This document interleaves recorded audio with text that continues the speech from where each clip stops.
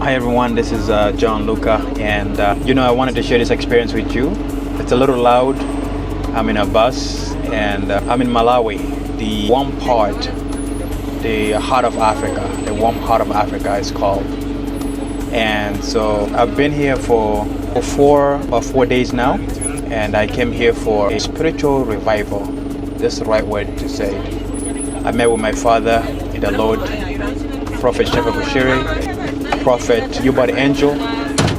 We had Iron Man's Conference, International Visitors Program. I've learned a lot. I can honestly say that I've got so many ways of being delivered that I've got delivered from.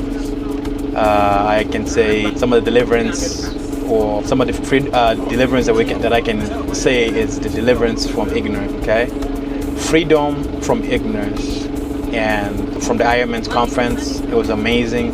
An amazing conference. The prophet spoke about being a man, dominating, conquering, and that's why God has put us in earth.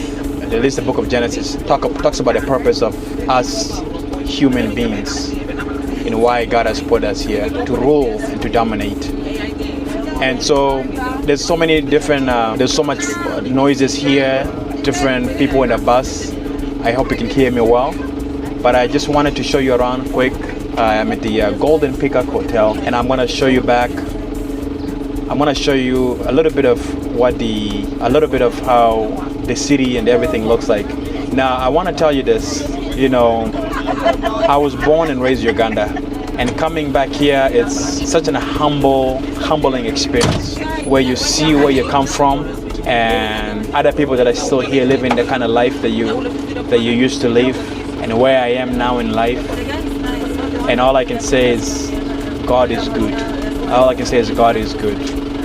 It doesn't matter where you're born, but God knows your destiny and He knows your future.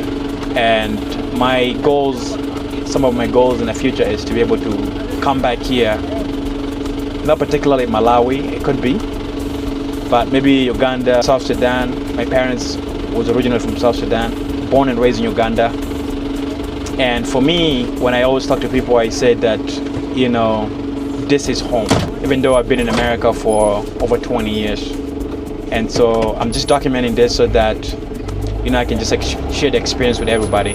Our Golden Peacock Hotel, that's where we stayed through the weekend. And so I'll show you around. When I say this is humbling, some of the people that I see, some of the things I see, people that are living in villages, I can never look down on anybody, because I know exactly where God brought me from.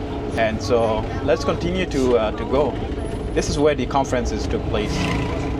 These are all, a lot of these are all Chinese buildings. Like, for example, Golden Peacock. It's Chinese buildings taking over a lot of the places here in Malawi, different parts of Africa. And the funny thing is, a lot of times Africans are running to Western world, while the Western world is coming to Africa to dominate. And so this theme of dominating was such a different. Now, this is actually a part of the city, right? Where I came from, I grew up in a village. Though we had cities like this that I would go to, but this is, this is areas that are more developed than others. That's all I can say. When I see cornfields like this, it reminds me of when I used to live in Uganda. My parents, my brothers, we were farmers, and we farmed for so many years, and we've learned how to live in a village. We learned how to make a living, and so being back here in Malawi, it brings so much memories back. Now, Malawi is one of the most poorest countries in the world. I think next to Somalia and South Sudan. Malawi is in those bottom three when it comes to the lack of resources, poverty. But great things and great people can come from places like this. You see, when Jesus was, when people start to know Jesus and they knew that He was from Nazareth, people begin to say, can anything good come out of Nazareth?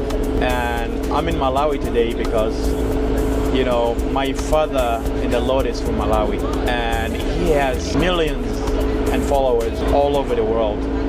And I happen to be one of the people.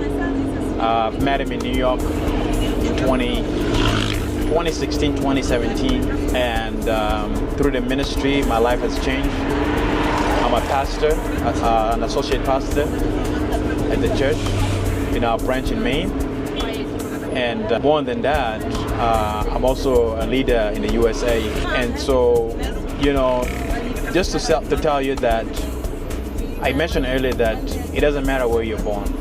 The prophet was born in one of the most poorest family, and he always share his story with us. And just to let you know, like, it doesn't matter where you're born. It really, really is.